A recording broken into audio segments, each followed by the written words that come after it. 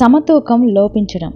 ఈనాటి మన cell phone సమాజంలో జీవితం సంక్లిష్టభరితంగా, ఒత్తిడిభరితంగా, వేసటగా తయారైంది. మన కృషి అంతా సమయాన్ని సద్వినియోగం చేసుకోవడం, ఎక్కువ పని చేయడం, ఎక్కువ సంపాదించడం, ఆధునిక సాంకేతిక పరిజ్ఞానాన్ని ఉపయోగించుకుని మరింత పని సామర్థ్యం సాధించడం, వీటి మీదే పెడతాం.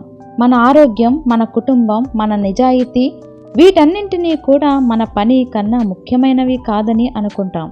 ఎక్కువ ప్రాధాన్యం ఇవ్వాలని, వాటికన్నా తక్కువ ప్రాధాన్యం ఇవ్వవలసిన వాటి కోసం కష్టపడతాం. మన సమస్య మన ఉద్యోగం, పని కాదు.